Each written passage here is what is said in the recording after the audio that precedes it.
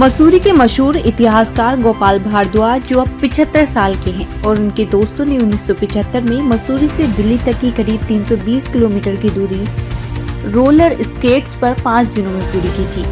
गोपाल भारद्वाज द्वारा अपने 75 साल के मित्र सिंगाड़ा सिंह के साथ मसूरी के गढ़वाल टेरेस पहुंचे और उनके द्वारा मसूरी से दिल्ली की यात्रा स्केट्स के माध्यम से पूरी की गई थी, उसको उन्होंने याद किया। दोनों दोस्तों ने एक दूसरे का हाथ पकड़कर स्केट्स की और अपने पुराने दिनों को याद किया। इस मौके पर उन्होंने मसूरी से दिल्ली उनके साथ गए अन्य 3 दोस्तों को भी याद किया जो अब इस दुनिया में नहीं है। गोपाल भारद्वाज और सिंगाड़ा सिंह ने उत्तर प्रदेश सरकार और उत्तराखंड सरकार पर उनकी उपेक्षा करने का आरोप लगाया। उन्होंने कहा कि उनके द्वारा 1975 में सीमित संसाधनों के बावजूद मसूरी से दिल्ली तक की यात्रा स्केट्स के माध्यम से पूरी की गई थी और पूरे विश्व में उस समय उत्तर प्रदेश का नाम रोशन किया था। परंतु 5 साल पूरे के बावजूद जिंदा बचे हुए दोनों गोपाल भारद्वाज और सिंगाड़ा सिंह की सुध लेने वाला कोई नहीं है। उन्होंने मसूरी के स्थानीय प्रशासन और मसूरी नगरपालिका प्रशासन से मसूरी में स्केटिंग रिंक हॉल बनाए जाने की मांग की। वहीं उन्होंने मसूरी के टाउन हॉल में स्केटिंग करने के लिए अनुमति दिए जाने की मांग की। उन्होंने कहा कि वर्तमान समय में बच्चे खेलों से दूर हो रहे हैं और ये आज के समय काफी रिलेवेंट है। आजकल बच्चे ज्यादातर टेक्नोलॉजी और डिजिटल डिवाइसेस में ही अपना समय गुजार रहे हैं, जो उन्हें आउटडोर एक्टिविटीज और फिजिकल गेम्स से दूर ले जा रहा है। ये एक चिंता का विषय है क्योंकि खेलना सिर्फ मजा नहीं बल्कि बच्चों की सेहत और विकास के लिए भी जरूरी है।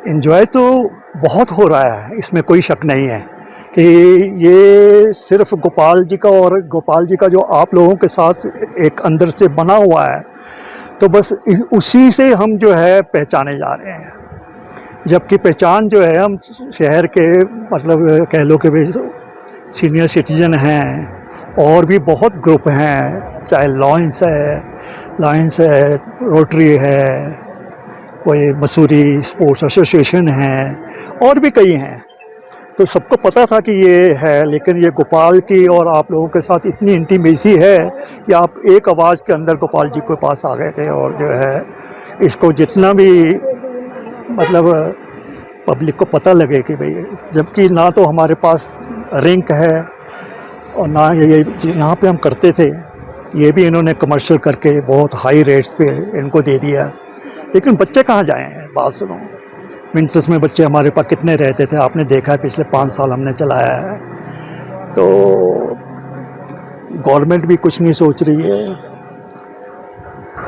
क्या मानते हैं हम हमेशा 1975 में आपने मसूरी से दिल्ली तक का कैसा रहा पूरा एक्सपीरियंस आप लोगों का? एक्सपीरियंस तो जैसे जैसे हम 1 किलोमीटर भी आगे जाते थे हमें ये लगता था कि पता नहीं हम क्या कर रहे हैं। और ये जो है इतना बड़ा जो प्रोजेक्ट है ये हम कर रहे हैं, लेकिन हमें कोई ऐसा वो नहीं लगा कि भाई हम नहीं कर सकते। देखिए, मसूरी में स्केटिंग तो कम से कम 1890 में यहाँ पर आ गई थी। कलकत्ता में पहला स्केटिंग रिंक खुला, अंग्रेज़ों द्वारा खोला गया। आप जानते हैं उस समय ब्रिटिश राज चल रहा था और मसूरी भी अंग्रेज़ों द्वारा ही बसाई गई, तो उन्होंने अपने एंटरटेनमेंट के लिए यहाँ पे स्केटिंग रिंक खोला और वो उस समय का एशिया का सबसे बड़ा स्केटिंग रिंक था, वुडन स्केटिंग रिंक इंडोर।